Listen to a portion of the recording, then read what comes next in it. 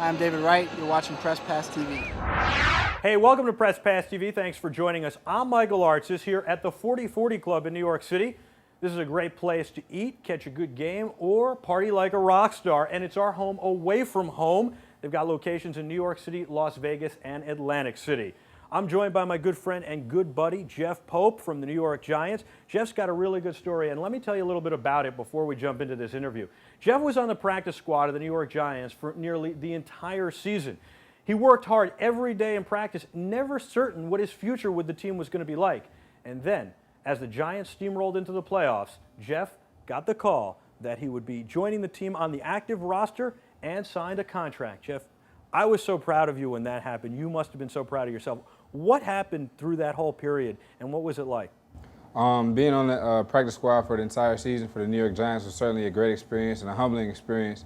Just continued to work hard and battle guys like Amani Toomer and Sonoris Moss every day in practice, knowing that if I continue to work hard, I will get that call to be activated on the 53-man roster for the New York Giants. Now, the story gets better for Geoff because Geoff actually got some playing time this last weekend, and it was a lot of playing time. What were your thoughts when you first went into the game? My thoughts, my first play was a special teams play, just to stay as calm as I could, not to be nervous and just relax. And at the end of the day, it's football. I've been playing football since I was 7 years old. I'll admit there were jitters at first, but especially being at corner, you're on an island all the time, pretty much whatever the coverage is. So it was just an opportunity to go out there and get those first couple plays out of me and just go out there and try to perform at my best. Were you covering that well, or was Tony Romo just that afraid to throw your way? I would like to say I was covering that well, but you know, you got to break down a game film, and it's never as good as it seems and never as bad as it looks. Every time I talk to you, you're either coming from film study or going to film study, and I think that that's part of the reason why you were able to go from the practice squad to the active roster this season, is because you worked really hard, but not only that, you stayed after to watch film, you constantly watched film, and you hung around guys and picked the knowledge of guys like Sam Madison. You picked his brain, you were constantly asking him questions. Through our conversations, I mean, I found all that information out. How helpful is a guy like a Sam Madison or an Antonio Pierce to tell you, to build your confidence, to tell you the different things to look for? Sam Madison has been a great help, an 11-year veteran in the NFL. We both are cornerbacks in the National Football League. Everybody in the NFL is athletic, fast, big, and strong. You get your edge by film study and technique, and Sam Madison is definitely a technician in the National Football League, so that's definitely a guy I want to stay under his wing and just learn as much as I can while he's here in New York with me.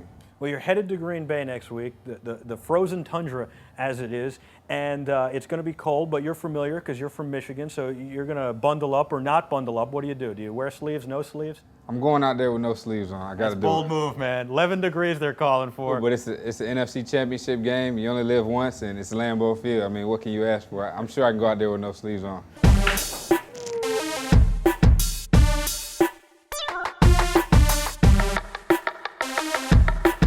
This girl once hustled me in pool. She's like, yeah, I can't play. I'm like, worst, man. well, if you can't play, I'll definitely beat you. You know what I'm saying? So I go pick her up. She has her own stick. It's like somebody saying they can't bowl with their own ball. I'm like, you can't play, huh? She's like, oh, this is my mom's stick. Not just one, she had a couple sticks.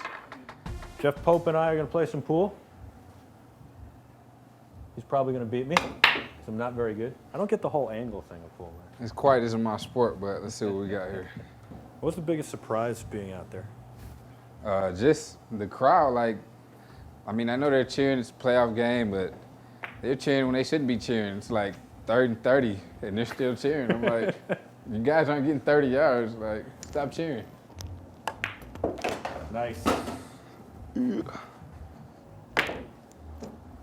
What made the victory so sweet is, though, you got guys like Creighton and all those guys talking that mess, and Strahan and Pierce pretty much set him up in a press conference. And then you look at Creighton, who dropped, I want to say 3 balls.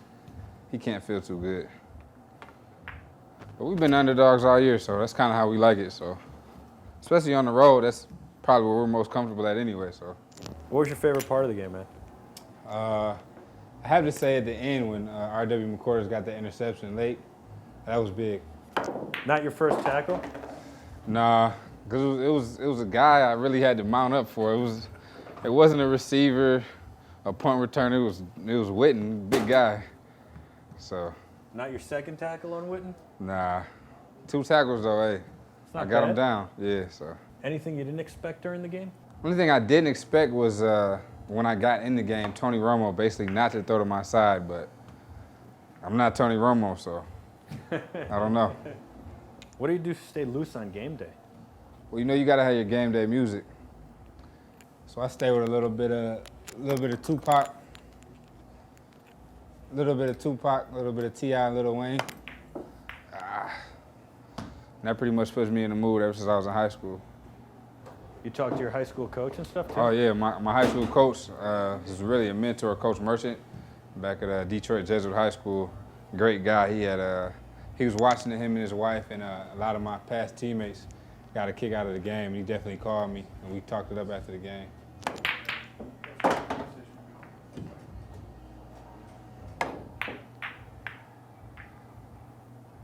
Not exactly as planned, but goes in anyway. This isn't my game, as you can see. It's not my game. It's a tough one.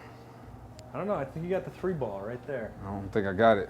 You just hit it on this side. A little bit. Ah.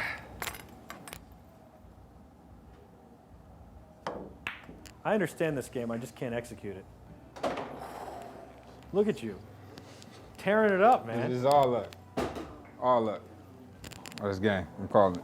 This is game? This game. This is game. Just a little love tap. That's all it needs. Love tap. Game. Nice. This guy hustled me. He hustled me. He said I'm not very good, and then he goes and he beats me. Nice Name of the game. All right.